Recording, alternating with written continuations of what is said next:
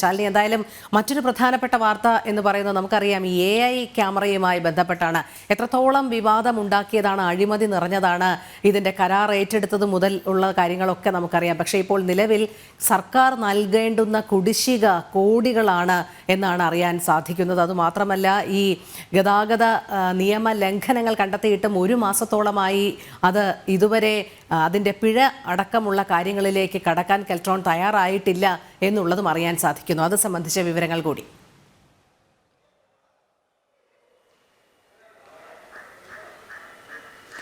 രോഹിണി സൂചിപ്പിച്ചതുപോലെ തന്നെയാണ് ഒരുപക്ഷെ 2023 ചർച്ച ചെയ്യപ്പെട്ട ഏറ്റവും വലിയൊരു പ്രശ്നം അല്ലെങ്കിൽ ഏറ്റവും വലിയ അഴിമതി എന്നുള്ളത് സംസ്ഥാന സർക്കാരിനെതിരെ ഈ ക്യാമറയുടെ സ്ഥാപനവും അതുമായി ബന്ധപ്പെട്ട കരാറും ഒക്കെയാണ്. 280 കോടി രൂപയുടെ കരാറായിരുന്നു ഈ ക്യാമറ സംസ്ഥാന വ്യാപകമായി റോഡ് നിയമ ലംഘനങ്ങൾ കണ്ടെത്താനായി മോട്ടോർ വെഹിക്കിൾ ഡിപ്പാർട്ട്മെന്റും ഒപ്പം തന്നെ ഗതാഗത വകുപ്പും ഒക്കെ കൊണ്ടുവന്നിട്ടുള്ള ഈ ഒരു നടപടി എന്നുള്ളതാണ് ഏറ്റവും പ്രധാനപ്പെട്ട കാര്യം. ഇക്കാര്യത്തിലാണ് ഇപ്പോൾ വലിയ രീതിയിലുള്ള ആശയക്കുഴപ്പങ്ങൾ വരുന്നത്. ആ ഒരു റോഡ് നിയമലംഘനങ്ങൾ കണ്ടെത്താനായി സ്ഥാപിച്ച ക്യാമറകളുടെ പ്രവർത്തനം അത് അവസാനിക്കാൻ ഒരുങ്ങുകയാണ് എന്നുള്ള സൂചനകൾ കൂടിയാണ് ഇപ്പോൾ വരുന്നത്. ഇനി പുതിയ ഗതാഗത മന്ത്രിയായിരിക്കും ഇതിലൊരു കൃത്യമായ നടപടി ഏത് തരത്തിൽ വേണമെന്നുള്ളത് സ്വീകരിക്കേണ്ടത്. എന്തായാലും കരാർ കമ്പനിക്ക് കോടികളുടെ കുടിശ്ശിക നൽകാനുള്ളതാണ് ക്യാമറകളുടെ പ്രവർത്തനം നിലയ്ക്കാനുള്ള സാഹചര്യം എന്നുള്ളതാണ് നമുക്ക് മനസ്സിലാക്കാൻ സാധിക്കുന്നത്. അതായത് മോട്ടോർ വെഹിക്കിൾ ഡിപ്പാർട്ട്മെന്റിന്റെയും വ്യവസായ വകുപ്പിന്റെയും സഹായത്തോടു കൂടിയാണ് സംസ്ഥാനത്ത് ഈ ഒരു പദ്ധതി കൊണ്ടുവരുന്നത്.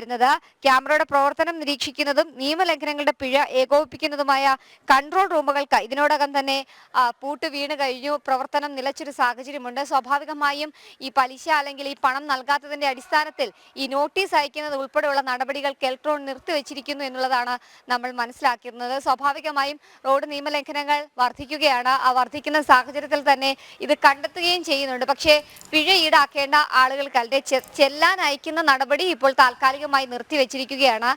ഇതിലാണ് ഇപ്പോൾ സർക്കാർ ഏത് തരത്തിലുള്ള നടപടി ഇനി എടുക്കുമെന്നുള്ളത് അറിയേണ്ടത്. പ്രത്യേകിച്ച് കരാർ പ്രകാരം വൈദ്യുതി കുടിശ്ശിക ഉൾപ്പെടെ നൽകേണ്ടതും ഇതേ കമ്പനി തന്നെയാണ്.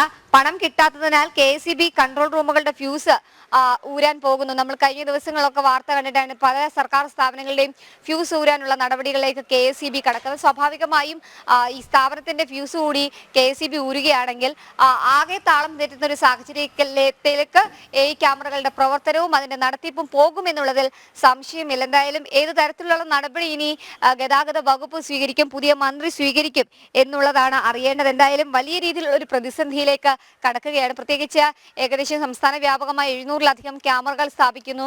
280 കോടിയിലധികം രൂപ കടുത്ത സാമ്പത്തിക പ്രതിസന്ധിക്കിടയിലും ഇതിനായി മാറ്റിവെക്കുന്നു. പക്ഷേ നിയമലംഘനങ്ങളിലൂടെ പിഴ ഈടാക്കിക്കൊണ്ട് ഈ ഒരു തുക, ഈ ചെലവാക്കിയ തുക തിരിച്ചു പിടിക്കാം എന്നുള്ളതൊക്കെയായിരുന്നു സർക്കാരിന്റെയും ഗതാഗത വകുപ്പിന്റെയും ഒക്കെ തന്നെ അന്നത്തെ പ്രതികരണങ്ങൾ ഉണ്ടായത്. നിയമലംഘനങ്ങൾ കുറഞ്ഞു എന്നുള്ളത് ഒരു പ്രധാന ന്യായീകരണമായി സർക്കാർ ഉയർത്തിക്കാട്ടുകയും ചെയ്തു. എന്തായാലും ആ ഉയർത്തിക്കാട്ടിയ വാക്കുകൾക്കും വാഗ്ദാനങ്ങൾക്കും ഒക്കെ തിരിച്ചടി സംഭവിക്കുന്നതാണ് ഈ ഒരു ക്യാമറയിലെ പിഴ ഈടാക്കുന്നതിലെ വൈകലും ഒപ്പം തന്നെ ഈ സ്ഥാപനങ്ങളടക്കം അടച്ചുപൂട്ടൽ വക്കിൽ നിൽക്കുന്നതും. രോഹിണി, അതെ, തീർച്ചയായും ശാലിനി.